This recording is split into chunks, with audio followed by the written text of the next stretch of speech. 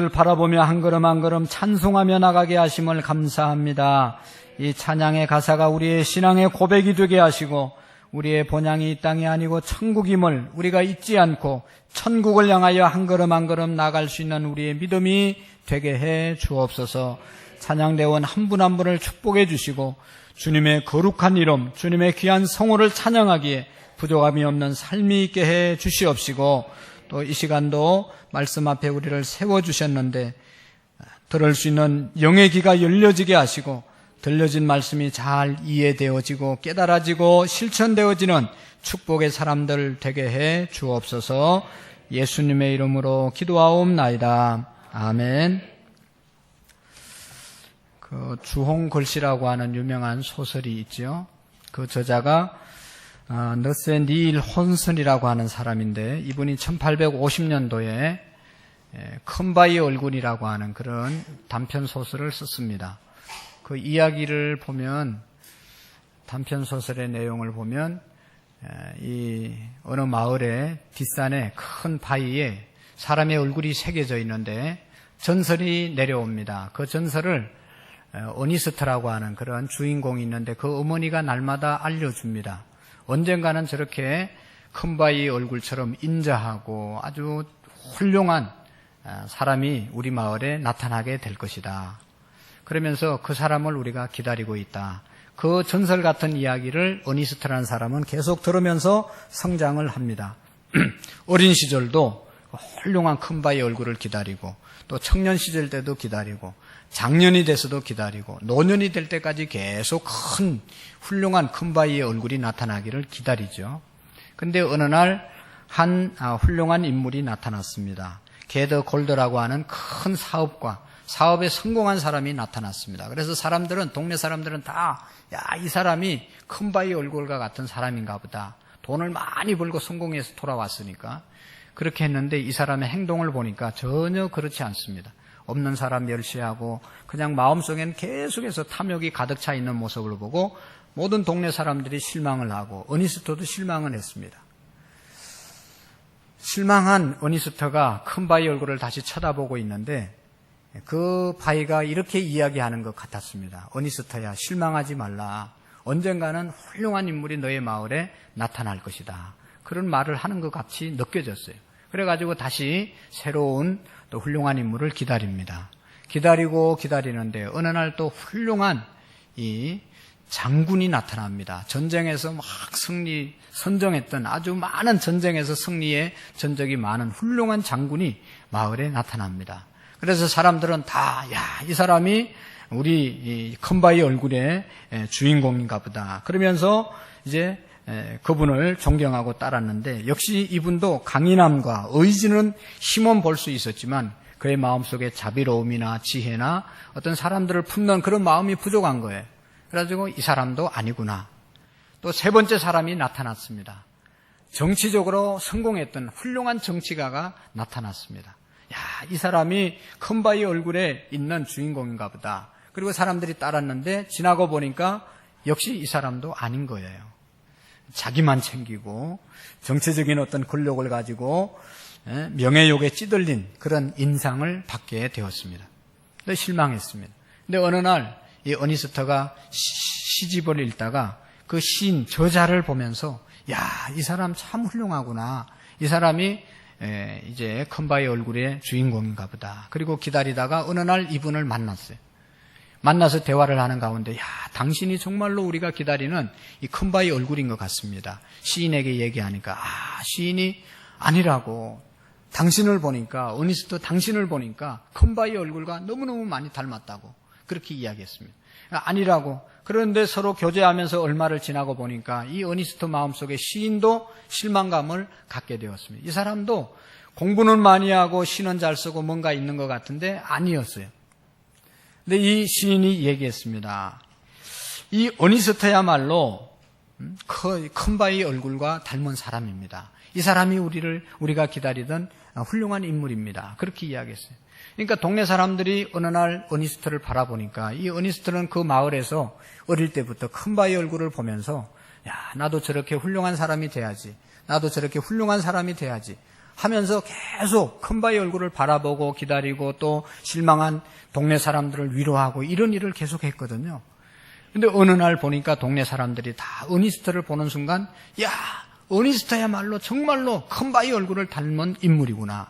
그러면서 다 어니스트가 큰 바위 얼굴의 주인공인 것을 이야기했다는 그런 이야기가 있잖아요. 여러분, 무엇을 말씀합니까? 이 어니스트가 이렇게 큰 바위 얼굴을 닮게 된 것은 날마다 큰 바위 얼굴을 바라보면서 나도 저 바위 얼굴처럼 인자한 사람이 되어야겠구나. 또 하나님 같은 그런 마음을 품어야 되겠구나. 그러면서 날마다 이 큰 바위 얼굴을 바라보면서 살았다는 겁니다. 여러분, 우리가 누구를 바라보고 어떤 것을 바라보느냐에 따라서 그 영향을 받게 되고 또 그대로 되어질 수밖에 없는 것입니다. 바라보는 것을 담게 되고 바라보는 것을 내가 생각하게 되고 바라보는 대로 우리가 되어지는 것을 보게 됩니다. 사랑하는 성도 여러분, 예수님께서는 우리에게 성경은 말씀합니다. 믿음의 주요 온전케 하시는 예수 그리스도를 바라보라. 우리가 믿음의 사람들이 바라봐야 될 대상은 예수님이십니다. 예수님을 바라보고 예수님을 묵상하고 예수님을 우리가 사모하고 예수님을 닮기를 원하면 예수님의 인격을 담고 예수님의 능력을 받고 예수님의 사랑을 우리가 품을 수 있고, 그래서 예수님께서 원하시는 열매를 맺을 수 있는 줄로 믿습니다. 그래서 우리가 바라봐야 될 대상, 교회 와서 날마다 바라보고 묵상하고 우리가 집중해야 될 분은 목사가 아니고 여기 있는 무슨 이런 장식물이 아니고 찬양대원들이 아니고 예수 그리스도를 바라보셔야 됩니다. 어느 곳에 가든지 그리스도인은 예수님을 바라보는, 예수님을 묵상하는, 예수님의 가지에 붙어있는 가지가 되고 성령의 충만함을 받는 그런 사람이 될 때 진정한 예수님의 인격과 능력과 형상을 회복하는 믿음의 사람들이 되어질 줄로 믿습니다. 예수님을 바라보는 저와 여러분들이 되기를 원합니다. 예수님, 그분을 가장 많이 설교한 책이 바로 복음서라고 그랬죠. 마태복음, 마가복음, 누가복음, 요한복음, 복음서라고 그랬는데 이 복음서에는 예수님이 이 땅에서 3년 동안 행하셨던 일들, 그리고 예수님이 가르쳤던 일들을 기록한 것이 복음서라고 그랬습니다. 그리고 예수님께서 이 땅에 이제 3년 동안 공생애 하시고 십자가를 지시고 죽으셨다가 3일 만에 부활하셔서 며칠 동안 이 땅에 계셨어요? 40일 동안 이 땅에 계시다가 이 사람 저 사람에게 나타나서 말씀을 가르치고 부활의 증거를 확실하게 보여주고 난 다음에 하늘로 성천하셨습니다. 성천하시기 직전에 지난주에 말씀드렸죠. 예수님께서 몇 가지 제자들에게 약속한 것이 있습니다. 첫 번째 약속이 사도행전 1장 4절에 너희는 예루살렘을 떠나지 말고 아버지의 약속하신 것을 받을 때까지 기다리라. 요한은 물로 세례를 베풀었지만 몇 날이 못 되어서 성령의 세례를 너희들이 받을 것이다. 오직 성령이 너희에게 임하시면 너희가 권능을 받게 되고 예루살렘과 온 유대와 사마리아와 땅끝까지 이르러 내 증인이 될 것이다. 성령 받을 때까지 예루살렘 떠나지 말라고 하시는 그런 약속을, 그런 부탁을 예수님이 하시고 제자들이 보는 가운데서 하늘로 성천하셔서 하늘의 구름이 가리우고 다시 보이지 않는 그런 분이 되셨습니다.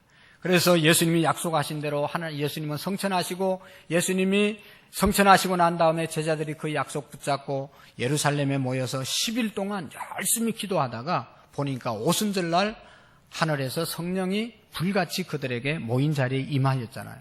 그래서 그들이 다 성령의 충만함을 받고 그들은 있을 수가 없어서 나가서 복음을 전거하게 되었고 그 복음 전거한 역사가 사도행전에 다 기록되어져 있다고 그랬습니다. 사도행전은 그래서 제자들이 예수님이 약속하신 성령 충만함 받고 나가서 어떤 일을 행했는지에 대한 기록이 사도행전에 다 기록되어져 있습니다. 그리고 오늘은 그 성령 받은 사람들이 막 곳곳에 나가서 전도를 한 거죠. 그래서 어디까지 전도가 됐는가 하면 로마까지 전도가 됐어요. 저 로마까지 세계의 도시라고 하는 그 당시에 로마까지 복음이 전거되어지게 되었습니다. 그리고 이방인들이 유대인이 아닌 이방인들도 다 예수님을 알게 되었어요. 그래서 사람들이 예수님을 믿게 되었는데 로마에도 예수 믿는 사람들이 생겼다는 그런 이야기를 듣고 사도 바울이 로마에 있는 사람들에게 예수님은 이런 분이다. 예수님은 이렇게 믿는 것이다. 예수님 믿는 방법에 대해서 로마 사람들과 그 당시에 예수님을 잘 모르는 이방인들 또 우리에게 예수님은 어떻게 믿는 것이고 예수님의 능력은 무엇이고 하는 것을 알려주는 책이 바로 이 로마서입니다. 그래서 이 로마서는요, 다른 모든 성경이 다 중요하지만 이 로마서가 너무너무 중요한 거예요. 왜냐하면 기독교의 교리를 또 예수님을 믿는 방법을 이 로마서에서 다 알려주기 때문에. 그래서 여러분, 이 기독교를 가장 체계화했던 사람들이 몇 사람 있는데 초대교회 때는 어거스틴, 또 중세 때는 마틴 루터와 깔뱅, 그 이후에 많은 이제 믿음의 사람들이 있었잖아요. 그 모든 믿음의 사람들이 이 로마서를 읽다가 예수님을 만나고 기독교를 제대로 이해한 겁니다. 그래서 이 로마서를 격창하는 사람들은 성경을 다이아몬드에 비유하면 이 로마서는 다이아몬드 반지에 붙어있는 이 다이아몬드다. 가장 귀중한 핵심이다. 그런 이야기를 했습니다. 세계의 가장 유명한 대형 박물관이 있는데 그 대형 박물관의 관장이었던 필립이라는 사람은 이런 말을 했습니다. 세계를 다 준다 하더라도 대형 박물관과 바꿀 수 없다. 그렇지만 사도 바울이 친필로 쓴 이 로마서 한 장이면 내가 대형 박물관을 바꾸겠다. 그런 이야기까지 했습니다. 그만큼 이 로마서가 너무너무 중요한 책이라는 것이죠. 그래서 우리가 이 로마서를 여러분들이 묵상하시면서 또 로마서를 통해서 예수님을 바로 알고 바로 믿는 그런 은혜가 있기를 축원합니다. 이 로마서의 저자는 아까 얘기했던 것은 사도 바울입니다. 오늘 1절 말씀을 다시 한번 읽어보실까요? 로마서 1장 1절의 말씀을 한번 읽어봅시다. 시작. 예수 그리스도의 종 바울은 하나님의 복음을 위하여 택정함을 입었으니. 아멘. 여기 바울이라는 사람이 나오죠. 사도 바울이 예수 그리스도의 종이라고, 사도라고 자기를 소개하고 있습니다. 로마에 있는 교인들에게, 성도들에게 나는 예수님의 종이다. 근데요, 예수님의 종이라는 것이 자랑스러운 게 아닙니다.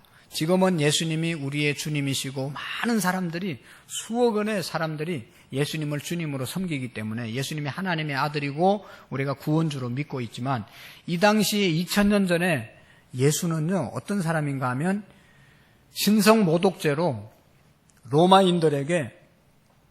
군인들에게 십자가에 못 박혀 죽은 사람입니다. 그러니까 한마디로 말하면 그 당시에 이 사도 바울이 이 편지를 쓸 때 예수님은 죄인이었습니다. 그리고 우리가 아는 것처럼 그 당시 십자가형은요, 가장 큰 죄, 치욕스러운 죄를 진 사람이 치욕적으로 죽는 것이 바로 이 십자가 형틀이었잖아요. 십자가의 사형이었잖아요. 그러니까 가장 큰 죄인이고 가장 비참한 음으로 죽은 사람이 예수 그리스도입니다. 그래서 예수님과 연관을 지으려고 하지 않고 예수님 믿으려고 하는 사람들이 거의 없었습니다. 믿으면 핍박이고 믿으면 욕이고 이런 것들이 돌아오니까. 그럼에도 불구하고 사도 바울은 아주 훌륭한 가말리아 문화 출신이고 신분적으로 상당히 훌륭한 사람이었는데 자기를 소개하기에 나는 예수님의 종이다. 당당하게 예수님의 종이라고 자기를 소개하고 있는 것을 볼 수가 있습니다. 오늘 이 예수님의 종이라고 사도 바울이 자신을 소개하는 것을 보면서 저는 깨닫게 됩니다. 우리가 다 정말로 예수님을 믿는데 예수님 앞에서 나는 어떤 존재라고 우리가 예수님 앞에 나의 정체성을 말할 수 있을까? 하나님이 우리 아버지고 예수님이 우리의 구원주이신데 나는 당당하게 예수님의 종이라고, 하나님의 자녀라고, 왕같은 제사장이라고 성경이 말씀하고 있는데 그렇게 내가 떳떳하게 예수님을 말할 수 있고 내가 예수님 앞에 나의 정체성을 드러낼 수 있을까 하는 것을 우리가 깊이 생각해 봐야 할 줄로 믿습니다. 오늘 우리의 신앙도 이 자기 정체성이 분명해야 합니다. 나는 하나님의 종인가? 나는 예수 그리스도의 종인가? 종으로 살아갈 수 있는가? 그 당시의 종은요, 지금 어떤 직원과 주인과의 관계, 사장과의 관계 그런 게 아닙니다. 그런 차원이 아닙니다. 그 당시의 종은요, 주인의 소유물에 불과한 거예요. 주인이 쓰다가 종이 아파서 또 힘이 빠져서 또 나이가 들어서 역할을 못하면 갖다 버려도 또 죽여도 아무런 죄가 안 되는 그런 시대였습니다. 그런 시대에 예수님의 종이라고 사도 바울이 고백했던 것은 사도 바울의 믿음이 정말로 우리가 본받을 수밖에 없는 너무너무 훌륭한 믿음이었다는 것입니다. 그리고 두 번째로 이 로마서가 중요한 이유, 로마서가 우리에게 알려주려고 하는 내용이 뭔가? 그것은 복음인데요. 그 복음이 왜 그렇게 중요한가를 우리에게 알려주고 있는 구절이 있습니다. 다 같이 로마서의 핵심 구절은 11장, 로마서 1장 16절에서 17절에 있는 말씀인데요. 같이 한번 읽어보시겠습니다. 16절, 17절 시작. 내가 복음을 부끄러워하지 아니하노니 이 복음은 모든 믿는 자에게 구원을 주시는 하나님의 능력임이 됨이라. 먼저는 유대인에게요 그리고 헬라인에게로다. 복음에는 하나님의 의가 나타나서 믿음으로 믿음에 이르게 하나니 기록된 바 오직 의인은 믿음으로 말미암아 살리라 함과 같으니라. 아멘. 로마서가 중요한 이유는 기독교의 핵심인 복음에 대해서 설명하는데 그 복음이 어떤 것이라고 말하는가 하면 구원을 주시는 하나님의 능력이다. 복음만이 우리를 구원할 수 있는 하나님의 능력이 된다고 말씀하고 있습니다. 그래서 이 복음을 가장 잘 설명해 주는 책이기 때문에 로마서가 중요한 겁니다. 복음은 구원의 능력이 있다. 그렇게 말씀하고 있습니다. 복음이라는 말의 뜻은 여러분 잘 알죠? 복음은 기쁜 복된 소식입니다. 그런데요, 이게 해방과 승리의 소식을 전할 때 복음이라고 이야기했어요. 복음을 원어에 보면 헬라어로 유앙겔리온이라고 말했는데 이 유앙겔리온은 짐승의 뿔, 그것을 유앙겔리온이라고 말했습니다. 그 짐승의 뿔은 큰 소리를 외칠 때 그 뿔을 대고 옛날에는 무슨 이런 마이크가 없었으니까 확성기로 사용한 것이죠. 무슨 중요한 얘기를 할 때 유앙겔리온 이걸 들고 선포하는 겁니다. 여러분 우리가 아는 것처럼 지금 우리 시대는 이 정보 이게 얼마나 빨리 전달됩니까? 인터넷, 핸드폰, SNS를 통해서 그냥 오늘 지금 여기서 예배 드리는 건요 집에서 다 들어볼 수 있고 우리가 지금 그냥 여기서 하는 모든 것 세계 끝에서도 지금 볼 수 있습니다. 인터넷에 지금 이게 영상 해가지고 딱 올리면 유튜브에 올리면 미국 있는 사람도 지금 우리가 예배 드리는 거 볼 수 있는 시대가 됐잖아요. 근데 옛날 통신 수단은 어땠습니까? 비둘기에다가 뒷다리에다가 무슨 전달하고 싶은 내용을 묶어가지고 비둘기를 보내고 또 어떤 중요한 일이 있고 전쟁이 일어났으면 그 중요한 일을 높은 산에 올라가서 불을 피워가지고 문제가 있다는 것을 알리고 또 마라톤 선수가 막 사람이 뛰어가가지고 힘들게 뛰어가서 내용을 전달하고 전령이 있었습니다. 그런 것들이 고작 통신수단의 다였습니다. 통신수단으로 사용하기 위해서 마라톤 훈련이 시작된 것이죠. 멀리 빨리 뛰는 훈련을 했던 것이 바로 이 전쟁의 어떤 군사적인 목적으로 훈련한 것이 바로 이 마라톤의 시작이잖아요. 그래서 한 마을에 남편들과 자식들, 남자아이들이 전쟁에 나갑니다. 그러면 전쟁의 소식이 기다려지지 않습니까? 집에 있는 동네에 있는 아낙네들은 다 내 남편이 우리 팀이 전쟁에 이겼는지 우리 아들이 전쟁에 나갔는데 평안한지 아니면 사고로 다치지는 않았을지 계속 기다리는 거예요. 3개월도 6개월도 1년 동안 전쟁의 소식 기다리는 거예요. 그러다가 전쟁에 이기면 전령이 막 달려오는 거죠. 달려와가지고 저 성루에 올라가가지고 유앙겔리온 나팔을 막 불면 동네 사람들이 다 모이는 거죠. 순식간에 모여가지고 귀를 기울이는 겁니다. 그때 이야기합니다. 자, 우리가 이번 어디에서 전쟁하다가 승리했습니다. 그러면 어떻게 했어요, 여러분? 그냥 모여가지고 와 하면서 박수를 치고 우리 남편, 우리 아들 살았겠구나 그러면서 막 기뻐하면서 박수를 칩니다. 그 소식을 알려주는 것이 뭔가 하면 유앙겔리온, 그것을 사도 바울은 복음이라고 예수님의 소식이라고 그렇게 우리에게 알려주는 겁니다. 그러니까 이 전쟁의 승리는 자유이고 전쟁의 승리는 해방이고 지면 종이 되는 것이고 지면 노예가 되는 것입니다. 우리가 세상 가운데 살다가 예수 그리스도를 온전히 영접하면 우리를 묶고 있던 우리와 늘 전쟁하는 사단의 세력으로부터 승리한 것이고 죄로부터 우리가 승리한 것이고 세상으로부터 자유하는 그런 믿음이 복음 안에 있다는 것입니다. 할렐루야. 그래서 사도 바울은 이 복음을 모든 믿는 자에게 구원을 주시는 능력이라고 로마서에서 소개하고 있습니다. 그리고 더 나가서 보면 말씀의 예언대로 메시아이신 예수 그리스도께서 오셨다. 그리고 그 예수님께서 우리를 위해서 십자가에서 죽으셨다. 우리를 위해서 부활하셨다. 우리를 위해서 성천하셨다. 우리를 위해서 다시 오신다. 이게 뭔가 하면 복음이라는 거예요. 이것이 우리에게 있어서 가장 강력한 복음인 것입니다. 그런데 이 복음을 여러분 믿는 것이 축복이고 믿는 것이 기적입니다. 복음을 믿을 수 있다는 것은 은혜 중에 은혜이고 축복 중에 축복이에요. 우리가 여러분 매일 나가서 전도해 보지만 예수님 믿으라고 그렇게 얘기하는데 안 믿는 거잖아요. 일주일 내에 우리가 전도해도 믿겠다고 따라오는 사람 거의 없잖아요. 따라온 사람 있습니까? 근데 여기 보세요, 여러분. 이렇게 많은 분들이 와서 예수님을 믿고 앉아 있잖아요. 예수님 앞에 와서 예배를 드리잖아요. 이거는 하나님의 은혜와 기적이 아니면 있을 수 없는 일이에요. 내가 막 죽도록 전도하기 위해서 온갖 정성을 다 기울이잖아요. 그래도 씨도 안 먹히잖아요. 근데 우리는 어떻게 예수님을 믿고 이 자리에 하나님을 아버지라고 믿고 지금 목사가 돼서 말씀을 전하는 거예요? 우리가 뭐 착한 일을 했습니까? 우리가 남보다 똑똑한 게 있습니까? 남보다 뭐 잘난 것이 있습니까? 있는 분도 있겠지만 그거 내놓으면 그보다 더 훌륭한 사람들이 더 많이 있단 말이에요. 오늘 저와 여러분들이 이 자리에 앉아서 예수님을 믿게 되고 복음을 영접하게 되고 접하게 된 것은 다른 방법이 아닙니다. 하나님의 은혜인 줄로 믿습니다. 하나님의 기적인 줄로 믿습니다. 성령의 역사가 아니면 예수님을 나의 주라고 고백할 사람이 이 땅에 없다고 그랬어요. 그러니까 예수님 믿게 된 것은 큰 은혜입니다. 은혜라고 하는 것은 예수님을 통해서 나타나는 절대적인 사랑입니다. 이러한 하나님의 은혜를 받아들이는 것이 구원입니다. 하나님이 나를 은혜로 불러주셨구나. 할렐루야. 그리고 받아들이는 것은 구원받은 사람입니다. 구원은 기적으로 은혜로 이루어지는 것이죠. 내가 훌륭한 일을 해서 구원받는 게 아니고 예수님을 믿게 해주셨어요. 우리가 나쁜 짓 하고 우리가 세상에 살 때 누구를 통해서라도 하나님이 역사하셔서 오늘 이 자리로 우리를 불러주셨단 말이죠.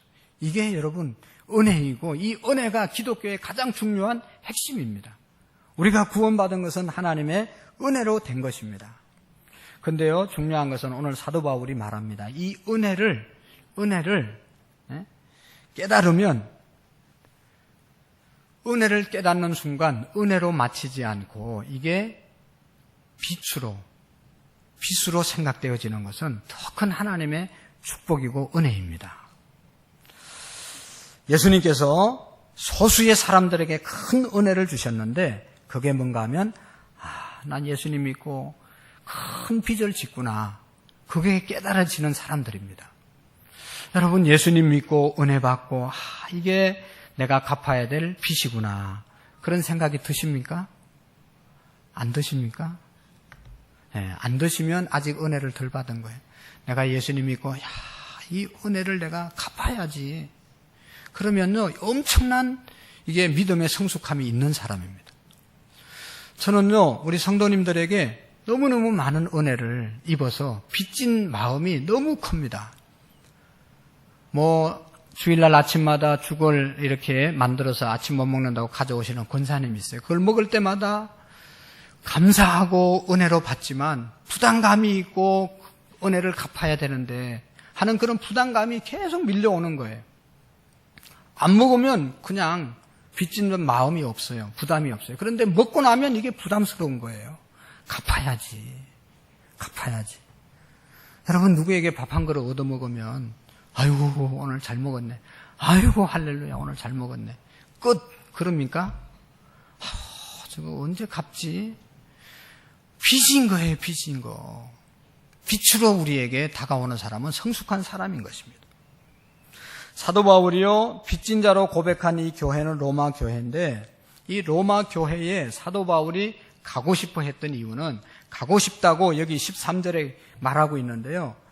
그가 이제 로마로 가고 싶어서 여기 13절에 보면 형제들아 내가 여러 번 너희에게 가고자 한 것을 너희가 모르기를 원하지 아니하노니 이는 너희 중에서도 다른 이방인 중에서와 같이 같은 열매를 맺게 하려 함이로되 지금까지 길이 막혔다. 그렇게 말씀하고 있어요. 사도 바울이 로마로 가고 싶은 것은 자기가 받은 은혜를 로마 교회에게 전하고 또 로마는 세계의 길은 어디로 통한다고요?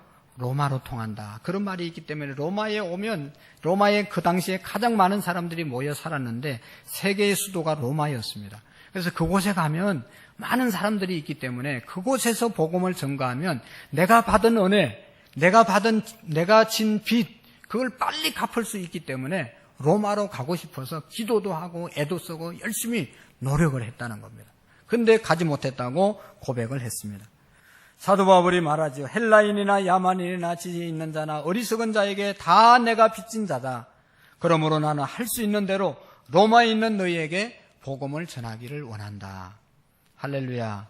사도 바울이 그토록 로마에 가기를 원한 것은 철저하게 빚진 자로서 복음을 전하지 않고는 견딜 수 없는 뜨거운 사명감이 그에게 있었기 때문에 로마로 가기를 원했던 것입니다. 다시 말하면 나는 빚에 쪼달려서 못 살겠다. 빨리 빚을 갚아야 되겠다. 그런 마음이 일어났던 거예요. 그래서 가장 빨리 빚을 갚는 방법이 뭐냐? 가장 많은 사람들이 모인 곳에 가서 빨리 복음을 전하는 것이 하나님에게 받은 은혜, 빚을 갚는 길이다. 그렇게 생각했던 거예요. 저는 하나님께 빚진 자입니다. 저도 한번 생각해 보니까 예수님 어릴 때부터 믿게 된 것이 얼마나 큰 축복이고 감사하고 또 목사가 돼서 여기에 귀한 성도님들을 어린아이까지 한 1000여 명을 섬길 수 있는 그런 목회 일이 얼마나 하나님의 은혜인지 모르겠어요. 그리고 시시때때로 어떻게 해서라도 목사를 섬기려고 하는 그런 손길들을 만나면 너무너무 감사하고 그게 다 뭔가 하면 저에게 빛으로 다가오는 거예요. 야, 성도님들이 잘해주니까 나 이거 가지고 즐기고 누리고 끝. 그러면요 이게 안 되는 거죠.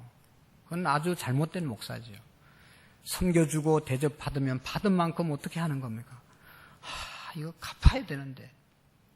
그래서 기도로 갚고 그리고 어무로 양으로 갚으려고 애쓰는 그런 모습이 바로 하나님의 은혜를 받은 사람들의 모습인 줄로 믿습니다.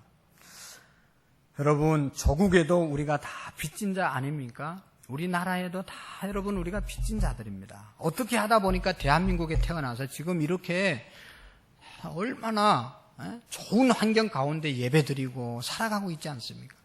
만약에 여러분들이 캄보디아나 필리핀이나 저 중국 오지에 태어났다고 해보세요. 아무리 열심히 노력해도요, 우리 이렇게 살 능력이, 환경이 안 주어지는 거예요. 근데 이만큼 좋은 환경 속에 대한민국에 태어났기 때문에 이 환경을 우리가 누리는 것 아니겠습니까? 나라에 우리가 은혜를 입었기 때문에 나라에 빚을 진 겁니다. 우리는 좋은 나라에서 너무 이렇게 나라의 보호를 받고 살아가기 때문에 대한민국이 얼마나 좋은지 모르고 날마다 데모하는 사람들이 있는데요. 이건 정말로 너무너무 감사한 거예요. 나라가 없는 사람이 세계에서 제일 불쌍한 거예요. 나라 없는 사람이 어디 있을까? 여러분 못 보셨죠? 있어요. 그런 사람은요, 죽어도 아무도 책임지지 않는 거예요. 짐승 죽은 것만 또 지금 못 받는 거예요. 나라가 없는 사람은. 지금 우리는 나라가 없어져 보지 않아서 나라 없는 백성이 얼마나 불쌍한지 체험하지 못한 거예요. 그러나 여러분, 나라가 없는 사람도 너무 불쌍한 거예요. 우리는 지금 대한민국의 은혜를 엄청나게 받고 지금 누리고 있는 겁니다. 나라에 대해서 감사할 수 있어야 되고 나라에 대해서 우리가 빚을 갚을 수 있어야 되는 것입니다. 국민으로서. 할렐루야. 할렐루야. 예. 여러분 나라를 사랑해야 되는 거예요. 하나님의 은혜 생각해 보면 여러분 이 세상의 모든 것이 하늘을 보나 땅을 보나 자연을 보나 모두가 다 하나님이 우리에게 베풀으시는 은혜 아닙니까? 여러분 얼마나 감사합니까? 저는 요즘 가을을 이렇게 출퇴근하면서 보면 얼마나 가을의 공기가 또 이 햇빛이 그리고 이게 온도가 너무너무 좋지 않습니까? 너무 그냥 가끔 가다가 또 야외로 나가면 곡식들이 익어가는 모습들 보면 너무너무 아름답고 감사해요. 야, 이게 다 뭐예요? 너무 하나님이 주신 은혜이고 그것을 그냥 은혜다, 감사하다, 좋다, 끝하면 안 되는 거 아니겠어요? 빚진 자 심정을 우리가 가져야 된다는 것이죠. 사도 바울은 왜 자신을 빚진 자로 고백했을까? 하나님의 은혜를 많이 받았다고 많이 깨달았기 때문에 나는 빚진 자다. 나는 이 빚을 갚아야 된다. 그러면서 내가 복음을 증거하는 일에 생명을 바치는 것을 조금도 아까워하지 않는다고 고백하는 것은 생각해보면 하나님의 은혜를 너무 많이 받았기 때문에 내 생명을 바쳐서 복음을 증거해도 그 받은 은혜를 보답할 수 없기 때문에 그가 생명을 바친다고 말하고 있는 거예요. 그러니까 은혜를 많이 받은 거 깨달으면 깨달을수록 우리에게 빚이 되고 그 빚을 갚는 심정으로 사는 것이 믿음의 삶이라는 것입니다. 여러분, 은혜라고 하는 것은 그저 받는 것이죠. 그저 받은 선물이 은혜입니다. 그러나 하나님께서 우리에게 주신 은혜, 우리가 받은 은혜는 공짜이고 선물이지만 이건 절대로 값싼 것이 아닙니다. 공짜는 쓰레기지만 이 하나님이 우리에게 주신 이 은혜의 공짜는, 구원의 은혜는 절대로 싼 것이 아닙니다. 이 사실을 우리가 깨달아야 됩니다. 독일의 유명한 보네프라고 하는 훌륭한 신학자가 있는데 그분은 이런 이야기를 했습니다. 은혜를 값싸게 받으려는 것이 교회의 원수다. 은혜를 값싸게 받으려는 것이 교회의 원수다. 다 하나님의 은혜이고 은혜만 노래하고 그냥 그 은혜만 누리고 있는 것은 이건 교회를 망치는 길이라는 것입니다. 여러분, 우리가 구원의 은혜를 받은 것은요, 은혜를 공짜로 받았지만 이건 절대로 값싼 것이 아닙니다. 어떻게 우리에게 은혜가 주어졌습니까? 하나님의 아들 예수 그리스도를 십자가에 죽으심으로 우리를 구원해 주신 거예요. 그러니까 우리가 받은 이 구원의 선물은, 은혜는 하나님의 아들을 하나님께서 희생시켜서 우리에게 주신 은혜의 선물인 거예요. 그러니까 우리가 받아서 구원받은 은혜는 이건 하나님의 아들을 치르고서 우리에게 주신 은혜란 말이죠. 그러니까 우리가 은혜 받았다는 것은 엄청난 축복을 받은 것이고 엄청난 은혜를 우리가 받았음을 잊어서는 안 되는 것입니다. 그래서 찬송가 28장에 보면 주의 귀한 은혜 받고 일생 빚진 자 되네. 하나님의 은혜를 받고 일생 내가 빚진 자로 살아가는 그런 믿음의 사람이 되어야 한다는 것입니다. 그리고 이 빚진 자의 삶은요, 빚을 갚기 위해서 살아야 되는 거예요. 내가 빚을 졌으면 사는 이유가 진 빚 갚기 위해서 살아야 된다는 것입니다. 빚을 다 갚을 때까지 자유할 수 없지 않습니까? 요즘은 양심이 정말로 잘못된 사람들이 빚을 많이 지고도 다른 사람 피눈물 나게 먹을 것 안 먹고 이렇게 전략해서 벌은 돈을 그냥 자기처럼 쓰고 안 갚는 사람 때문에 이 나라가, 이 사회가 어지럽습니다. 반드시 갚아야 되죠. 갚는 사회가 되어야 되는 것이죠. 예수님의 은혜를 많이 받았던 위대한 종들은 그 은혜의 빚을 갚기 위해서 헌신했고 그 은혜의 빚 때문에 순교했습니다. 사도 바울이 예수 그리스도를 다메섹 도상에서 만나고 난 다음에 그가 이런 고백을 하지 않습니까? 나는 사도 중에 지극히 작은 자라 내가 하나님의 교회를 핍박하였으므로 사도라 칭함을 받지를 감당하지 못할 자로다. 그러나 나의 나된 것은 하나님의 은혜로다. 사도 바울이 그냥 착한 일 할 때 예수님 믿은 게 아니고 예수 믿는 사람 핍박할 때 예수님을 만났단 말이죠.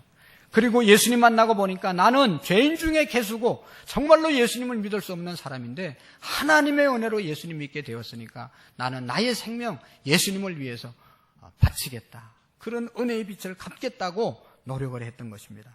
어느 정도 노력하면 갚을 수 있는 빚이 아니라 일생 바쳐도 다 갚을 수 없는 빚이라고 고백을 했습니다.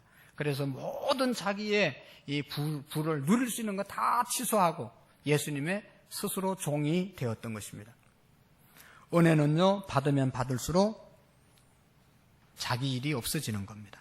오직 주의 일이 있을 뿐이고 주의 일을 할 때는 성공도 없고 실패도 없습니다. 왜냐하면 주님의 종들은요, 성공하고 실패하는 게 없어요. 주인이 시키는 대로 하면 되고 안 시키면 안 하는 겁니다. 그러니까 종은 성공했다 실패했다 그런 말 없습니다. 주인이 하라는 대로 하면 되는 겁니다. 오늘 우리가 주의 일을 하면서 성공했다 실패했다 이건 말이 안 되는 거예요. 그냥 주님께서 내게 은혜를 주셨기 때문에 내가 그저 한다. 그리고 열심히 순종하고 충성하는 것이 최선인 것입니다. 어떤 집사님이 사업을 하다가 사업이 잘 되니까 욕심을 더 부려서 확장을 했습니다. 좀 빚을 끌어들여가지고 확장을 하게 되죠. 자기 돈 가지고 뭐 확장하는 사람이 어디 있겠어요? 다 빚을 끌어들여서 확장을 해서 시작을 하는데 이게 잘 됐으면 좋은데 어떻게 하다 점점 어려워져서 부도를 맞게 되었습니다. 빚쟁이들이 몰려와서 그냥 괴롭혔습니다. 그래서 자기 가진 모든 재산, 물건까지 다 냉장고나 가구나 다 나누어 주면서 사정했습니다. 그리고 난 다음에 마지막으로 기도원 올라가서 기도하기 시작했습니다. 하나님 앞에 기도하는데 한참 이제 며칠을 기도할 때 하나님의 이제 은혜를 받게 되는데 이런 찬송가가 있습니다. 주 예수께 빚진 것은 한 억금만, 나 주를 위해 갚은 것은 참 적으니 예수여 너그럽게 보옵소서. 이런 찬송을 부르다가 그의 심령이 깨어진 겁니다. 그동안 살아온 것이 하나님의 은혜였는데 사업이 잘 될 때 교만하고 없는 사람들 무시하고 자기 마음대로 흥청망청 썼고 잘 돼도 하나님을 위해서 하나님의 은혜라고 한 번도 깨닫지 못하고 하나님을 위해서 드려본 적이 없어요. 그래서 거기 너무 회개가 되고 회개하고 내려와서 자기에게 돈을 빌려준 사람 다 모아가지고 내가 반드시 갚겠습니다. 기다려 주십시오. 그렇게 선포하고 다시 자존심 다 내려놓고 하나님 앞에 의지하며 사업을 시작했는데 또 사업에 이제 성공하게 되었습니다. 그가 사업이 일어나고 난 다음에 이렇게 이야기했습니다. 그는 이제는 사업, 돈을 얼마를 벌었느냐를 계산하기 위해서 돈을 센 게 아니고 내가 얼마를 하나님께 드렸느냐 그것을 계산하기 위해서 돈을 세웠다는 겁니다. 그리고 지금 받는 은혜, 옛날에 받았던 은혜를 하나님의 은혜를 갚기 위해서 나는 10의 2조를 하나님께 드립니다. 그리고 하나님께 10의 2조를 드렸다는 것입니다. 은혜 받은 그리스도인들은 여러분 하나님께 은혜 받은 오늘 저와 여러분들은 옆에 있는 사람들에게 안 믿는 사람들에게 빚진 자입니다. 우리는 은혜를 하나님께로부터 받았지만 사람에게 빚진 자임을 우리가 기억했으면 좋겠습니다. 오늘 사도 바울도 헬라인이나 야만인이나 지식 있는 자나 무식한 사람에게 다 내가 빚진 자다. 빚진 적이 없어요. 내가 사람에게 빚진 적이 없지만 하나님의 은혜를 많이 받고 나면 그 하나님의 은혜가 다 사람들에게 갚아야 될 빚이 된다는 것입니다. 은혜는 예수 그리스도에게 받고 빚은 사람에게 졌다고 고백하는 이유, 그것은 사도 바울은 예수님께 받은 사랑과 은혜의 보답을 하는 길이 바로 뭔가 하면 사람에게 해야 되잖아요. 하나님께 축복을 받았어도 하나님께 올려드릴 길이 뭔가 하면 하나님의 사람들을 섬기는 것이 하나님께 드리는 겁니다. 할렐루야. 하나님이 주신 축복을 하나님께 올려드릴 수가 없어요. 하나님이 주신 축복을 어려운 사람들에게 하나님이 돌봐야 될 사람들을 돌보고 하나님이 도와줘야 될 사람을 내가 도와주고 하나님이 구원해야 될 자를 내가 구원하면 그게 하나님께 빚을 갚는 것입니다. 예수 그리스도의 큰 사랑을 받고 보니 이 사랑을 전하지 않고는 견딜 수 없는 심정을 사도 바울은 고백합니다. 내가 복음을 전하지 아니하면 내게 화가 있을 것이므로다. 내가 복음을 전할지라도 자랑할 것이 없으면 부득불 내가 할 일임이라고 고백하고 있습니다. 또 사도 바울은 하나님의 은혜와 사랑에 너무 커서 하나님의 사랑에 미쳐버린 사람입니다. 그래서 사도 바울은 고백합니다. 우리가 만일 미쳤어도 하나님을 위한 것이요 만일 정신이 온전하였어도 너희를 위한 것이니 그리스도의 사랑이 우리를 강건하시는도다. 할렐루야. 여러분, 그리스도인들은 가진 사람은 빚진 자입니다. 무슨 말인가 하면 세상 사람들은 없으면 없는 사람이 빚진 자입니다. 그러나 예수 믿는 저와 여러분들은 내가 가진 것 있으면 그것이 빚이라는 것을 우리가 기억하고 사셔야 됩니다. 이것을 우리가 제대로 이해해야 정말로 제대로 살아갈 수가 있습니다.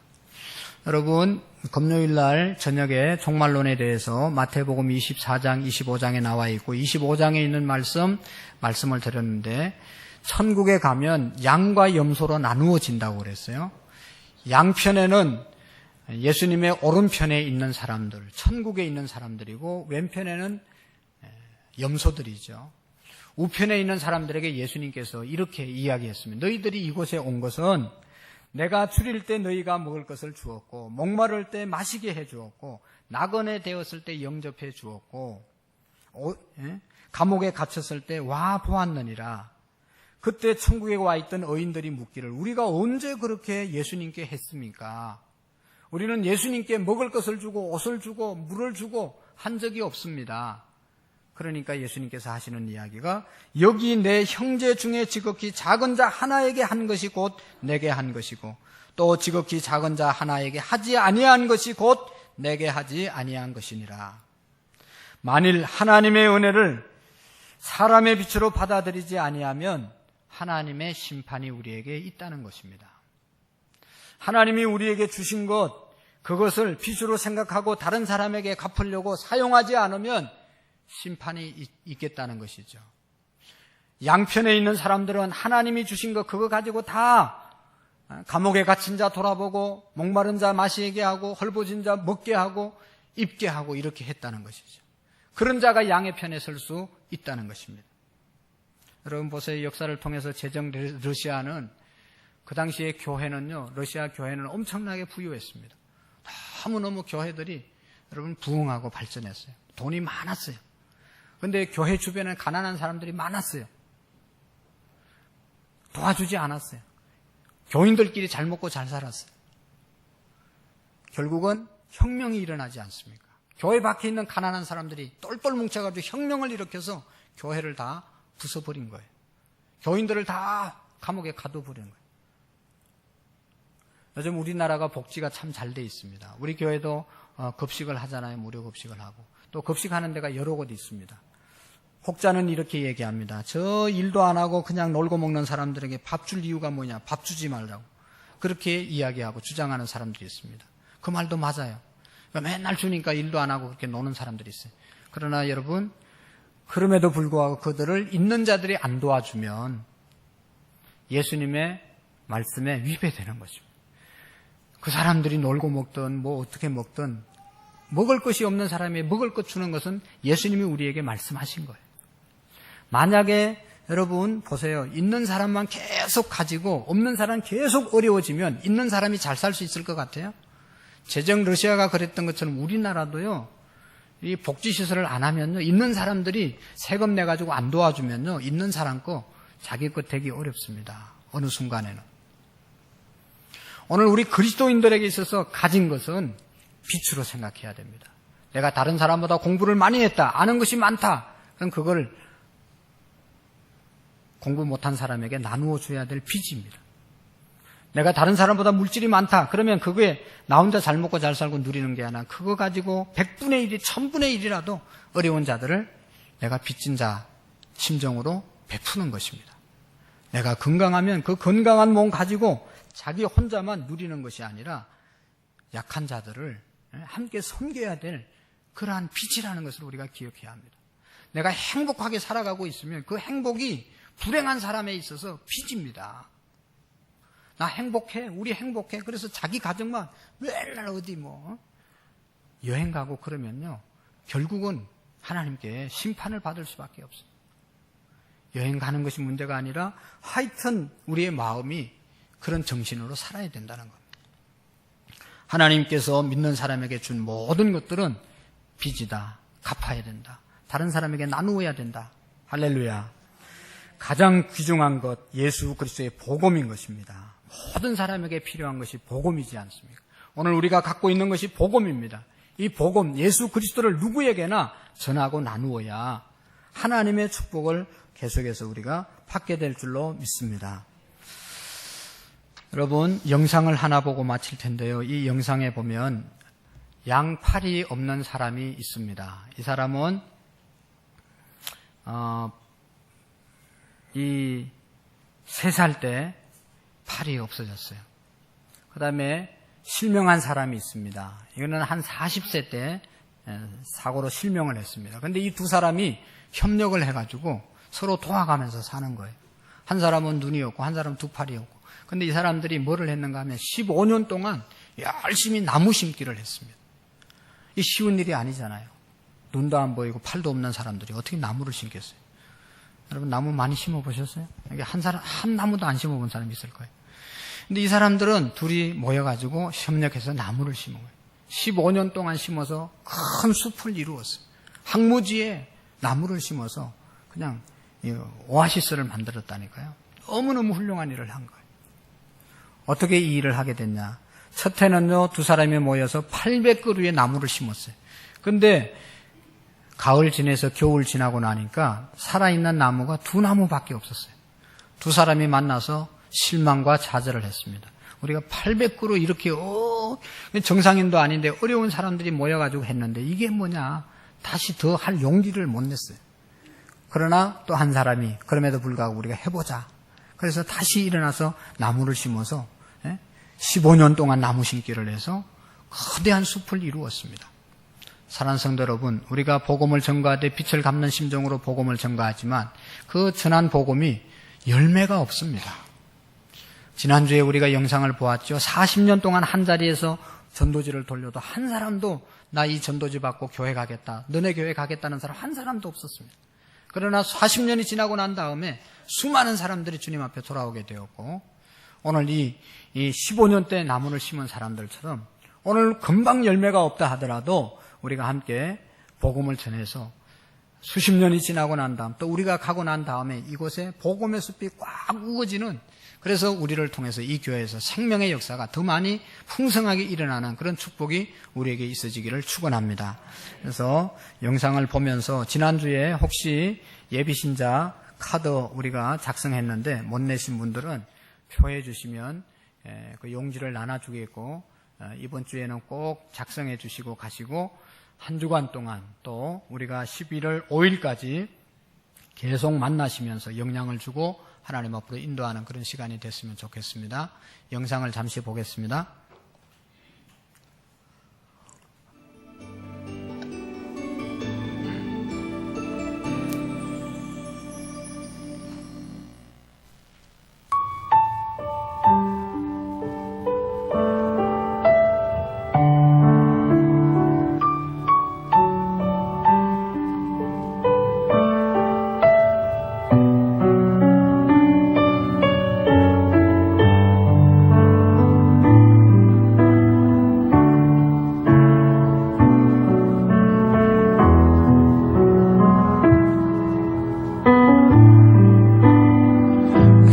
크신 하나님의 사랑 말로 다 형용 못하네. 저 높고 높은 별을 넘어 이 낮고 낮은 땅 위에 최고만 영혼 구하여 그 아들 보내. 对那个实际上我刚发生眼睛失明的那个时候，我可能是39岁啊，还是40岁，我弄不清了，我不记不得了。就是说，反正就是。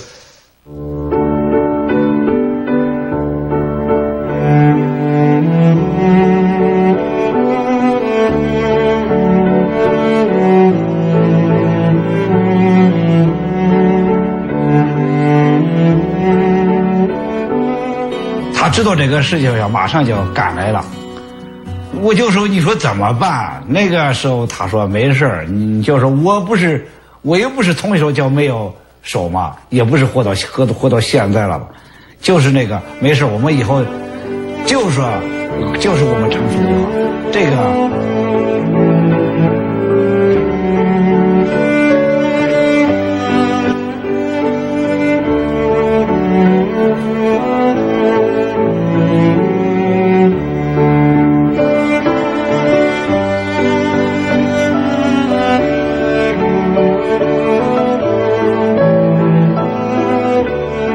我们种树的时候，我们两个辛辛苦苦干了1年，种了800个，种树种下了800个树，这个结果到今这个调好了，一看，仅仅合了2个，成活的只有2个。这个是要就是说真的，要不我说我这个没有人家坚强，那个时候种了800棵，就只合了2棵，我已经就回头丧气了。我就说放弃吧，不干了。我说不行，那不干了。人家说。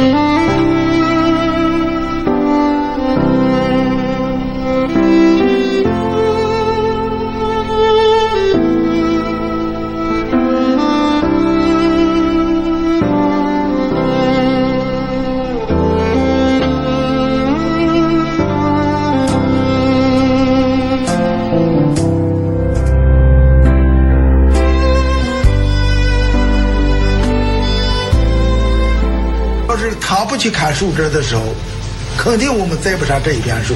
这个是我就特别感激呀、那个你就是我，虽然说我把树枝砍下来了，你要不他不扛着我，还扛着树枝还得拉着我，就是这样才能把树整成了。所以说呢，我们坚信我们的友谊会永久，就是一直我们的友谊将。